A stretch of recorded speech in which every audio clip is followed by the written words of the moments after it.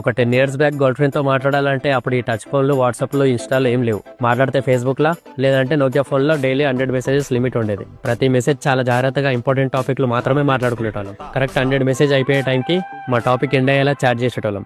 ఒకరోజు ఇట్లనే girl friend తో నైట్ టైం ఇంట్రెస్టింగ్ టాపిక్ పైన మెసేజ్ చేస్తుంటే 100 మెసేజెస్ లిమిట్ అయిపోవడానికి వచ్చింది. ఇంకా టాపిక్ ఎండ్ కూడా అవ్వలేదు. ఆ పిల్ల దగ్గర 2 సిమ్స్ ఉన్నాయి. అప్పుడు నా దగ్గర ఏమో ఒకటే సిమ్ ఉంది. అయితే నా దాంట్లో మెసేజ్ లిమిట్ అయిపోయిందని అందరు పడుకున్నాక సైలెంట్ గా మా డాడీ ఫోన్ తీసుకొని ఆ రోజు నైట్ చాటింగ్ చేయడం కంటిన్యూ చేసిన. ఇంకా తనతో మాట్లాడడం అయిపోయినాక పడుకున్నా. ఇంకా నెక్స్ట్ డే మార్నింగ్ మా డాడీ న్యూస్ పేపర్ కన్నా ఇంట్రెస్టింగ్ గా తన ఫోన్ ని చాలా సీరియస్ గా చూస్తున్నాడు.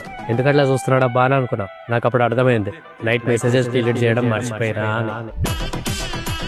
డాడీ డ్యూటీకి ఎప్పుడెప్పుడు వెళ్తాడా అని చూస్తూ నిద్రలోనే ఉన్నట్టు యాక్టింగ్ చేసినాను. నిద్రలేస్తే ఖచ్చితంగా ఆ మెసేజెస్ గురించి అడుగుతాడని లేకుండా అట్లనే పడుకున్నా. ఇక్కడ నాకు నచ్చిన విషయం ఏంటిదంటే ఆ మెసేజెస్ చూసి నన్ను నిద్రలే పడుకోవచ్చు, కానీ నేను పడుకున్నా కదా అని లేపకుండా ఏమనకుండా డ్యూటీకి వెళ్ళిపోయాడు.